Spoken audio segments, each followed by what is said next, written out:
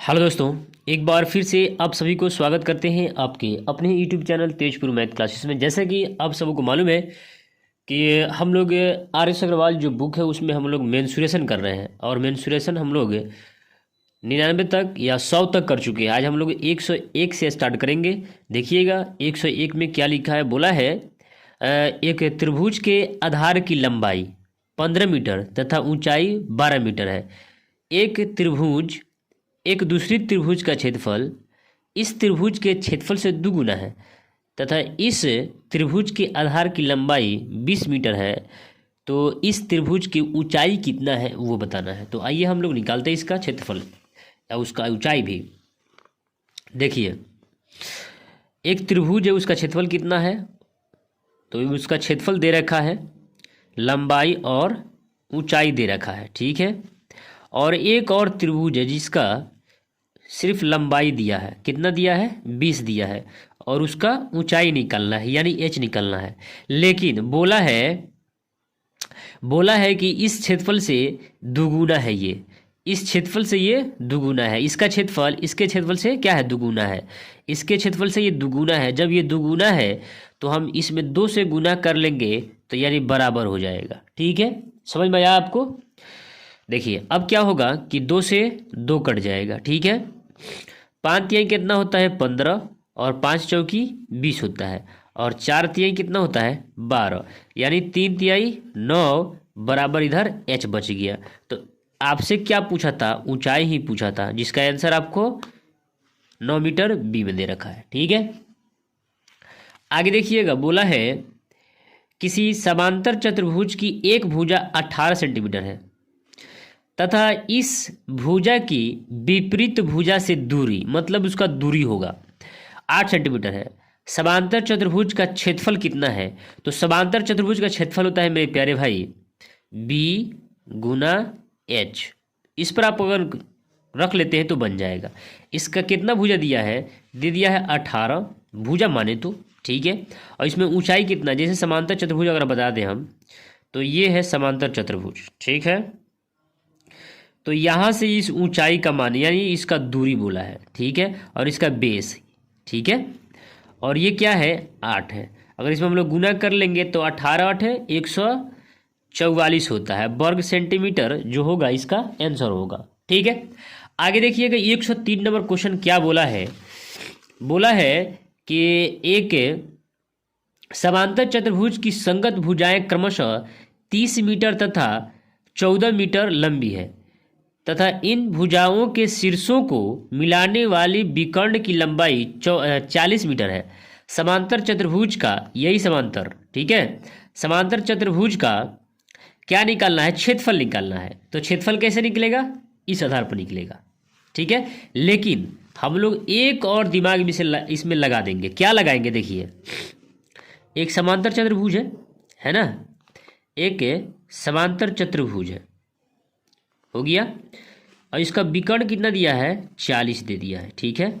और एक इसका भुजा कितना है, 30 है, ठीक है, और एक कितना है, 40 है। जब यहाँ से यहाँ तक इसका लंबाई 40 है तो क्या इधर भी 40 होगा, 14 होगा, और यहाँ से यहाँ तक इसका लंबाई 30 है तो इधर भी 30 होगा। लेकिन अगर इसमें हम बात करते, एक त्रिभुज बन रहा है विषम बाहु त्रिभुज, ठीक है, इसका कोई भुजा समान नहीं है। तो जब समान नहीं है तो हम लोग सेमी पेरीमीटर के हिसाब से अगर हम लोग निकाल लें 40 प्लस 14 प्लस 30 बटा 2 कर दें तो कितना आएगा, ये हो जाएगा 70 80 84 बटा 2 यानी 42, ठीक है। इसका s कितना निकल गया, 42। अगर इस पर हम लोग एक क्षेत्रफल निकाल के ये 2 से गुना कर दे तो इसका पूरा क्षेत्रफल हो जाएगा, ठीक है। हम लोग ये रूल फॉलो ना करा के हम लोग ये रूल फॉलो करा देते हैं, क्या जल्दी से बन जाएगा। तो यहाँ से मेरे प्यारे भाई क्या होगा, 42 में से 40 घटा दीजिए, यानी इस पर निकल जाएगा। जैसे हम फॉर्मूला लिख देते हैं, s माइनस ए, एस माइनस बी और s माइनस सी पर अगर हम लोग बनाएं तो बन जाएगा 42, ठीक है, गुना घटाएंगे कितना आएगा, 2 आएगा। उसी प्रकार से इसमें से घटाएंगे तो कितना आएगा, 12 आएगा।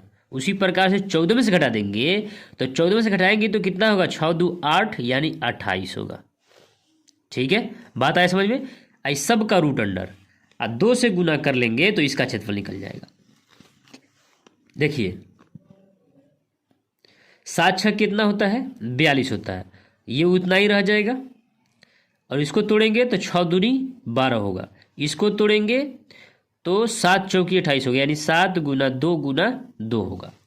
डबल 7 ये रूट के अंदर है भैया, ये भैया ये रूट के अंदर है सब, तो डबल 7 है, रूट के अंदर से एक 7 बाहर निकल जाएगा। डबल 6 रूट के अंदर से एक 6 बाहर निकल जाएगा। डबल 2 रूट के अंदर से 1 2 बाहर, डबल 2 रूट के अंदर से 1 2 बाहर निकल जाएगा। अब पहले से 2 है, ये है, ठीक है। इसको सॉरी ये नहीं होगा, ठीक है। अब यहाँ से देखिए 2 दूनी 4 4 दूनी 8, 8 छक 48 गुना 7 जो होगा, इसको 8 छक 48 56, लास्ट में 6 होगा, वो आंसर हो जाएगा, ठीक है। 336 ये जो होगा वो फाइनल आंसर होगा। आए बस समझ में। आगे देखिएगा 104 नंबर क्वेश्चन क्या बोला है। बोला है कि एक वर्ग तथा एक समांतर चतुर्भुज एक ही आधार पर बने हैं, इनके क्षेत्रफलों का अनुपात क्या होगा ये बताना है। तो आपको मालूम है कि समांतर चतुर्भुज और वर्ग का क्षेत्रफल जो होगा वो हमेशा 1 से बड़ा होगा। ए भैया 1 से बड़ा होगा कि नहीं होगा। अगर मान लेते हैं कि वर्ग का भुजा 1 है तो स्क्वायर करेंगे तो 1 ही आएगा, यानी हमेशा 1 से बड़ा आएगा, हमेशा 1 से बड़ा आएगा, हमेशा 1 से बड़ा आएगा। तो ऑप्शन क्या होगा, ये होगा। ये मुंह समझ लिया। 105 नंबर क्वेश्चन देखिएगा। एक समचतुर्भुज का क्षेत्रफल 144 वर्ग सेंटीमीटर है, इसके लिए विकर्ण की लंबाई क्या है 18 सेंटीमीटर है, दूसरे विकर्ण की लंबाई क्या है ये बताना है। तो आपको मालूम होना चाहिए इसका जो क्षेत्रफल निकलता है 1/2 d1 गुना d2। ये यही बात कर रहा है भैया, ये भैया ये यही बात कर रहा है, इसी का।